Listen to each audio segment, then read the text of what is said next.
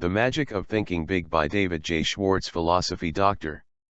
Chapter 2, Cure Yourself of Excusitis, the Failure Disease, Part 10.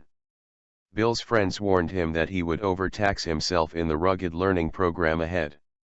But Bill was determined to reach his goal and enrolled in the University of Illinois at the age of 51. At 55 he had earned his degree. Today Bill is chairman of the Department of Economics at a fine liberal arts college. He's happy, too. He smiles when he says, "T've got almost a third of my good years left." Old age is a failure disease. Defeat it by refusing to let it hold you back. When is a person too young? The "I'm too young" variety of age excusitis does much damage, too. About a year ago, a 23-year-old fellow named Jerry came to me with a problem. Jerry was a fine young man.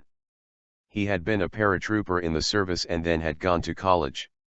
While going to college, Jerry supported his wife and son by selling for a large transfer and storage company. He had done a terrific job, both in college and for his company.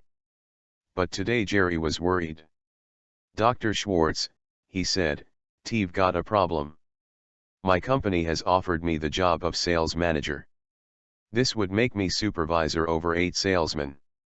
Congratulations, that's wonderful news." I said. "But you seem worried." "Well," he continued, "all 8 men I'm to supervise are from 7 to 21 years older than I. What do you think I should do? Can I handle it?" "Jerry," I said, "the general manager of your company obviously thinks you're old enough or he wouldn't have offered you this job. Just remember these 3 points and everything will work out just fine. First, don't be age conscious. Back on the farm a boy became a man when he proved he could do the work of a man. His number of birthdays had nothing to do with it. And this applies to you. When you prove you are able to handle the job of sales manager, you're automatically old enough. Second, don't take advantage of your new gold bars. Show respect for the salesman. Ask them for their suggestions. Make them feel they are working for a team captain, not a dictator. Do this and the men will work with you, not against you. Third, get used to having older people working for you. Leaders in all fields soon find they are younger than many of the people they supervise. So get used to having older men work for you. It will help you a lot in the coming years, when even bigger opportunities develop. And remember, Jerry, your age won't be a handicap unless you make it one." Today Jerry's doing fine.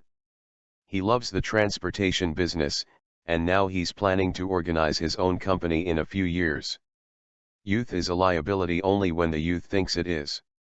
You often hear that certain jobs require considerable physical maturity, jobs like selling securities and insurance. That you've got to have either gray hair or no hair at all in order to gain an investor's confidence is plain nonsense. What really matters is how well you know your job. If you know your job and understand people, you're sufficiently mature to handle it.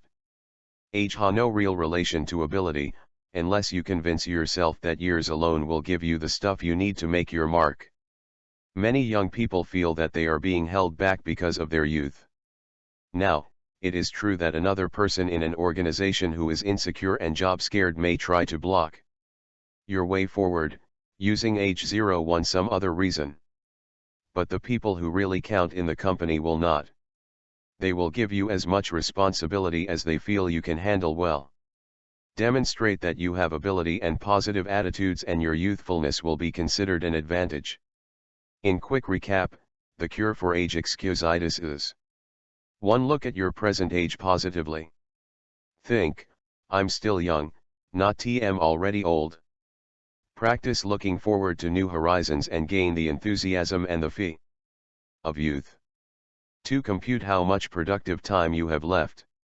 Remember, a person aged 30 still has 80% of his productive life ahead of him. And the 50-year-old still has a big 40%, the best 40% of his opportunity years left. Life is actually longer than most people think. 3. Invest future time in doing what you really want to do. It's too late only when you let your mind go negative and think it's too late. Stop thinking I should have started years ago. That's failure thinking. Instead think, I'm going to start no/v, my best years are ahead of me. That's the way successful people think. But my case is different, I attract bad Lucy. Recently, I heard a traffic engineer discuss highway safety. He pointed out that upward of 40,000 persons are killed each year in so-called traffic accidents. The main point of his talk was that there's no such thing as a true accident. What we call an accident is the result of human or mechanical failure, or a combination of both. What this traffic expert was saying substantiates what wise men throughout the ages have said: there is a cause for everything. Nothing happens without a cause. There is nothing accidental about the weather outside today. It is the result of specific causes. And there is no reason to believe that human affairs are an exception. Yet hardly a day passes that you do not hear someone blame his problems on bad luck. And it's a rare day that you do not hear someone attribute another person's success to good luck. Let me illustrate how people succumb to luck. I had lunch recently with 3 young junior executives. The topic of conversation that day was George C., who just yesterday had been picked from among their group for a major promotion. This is the end of Chapter 2 Part 10.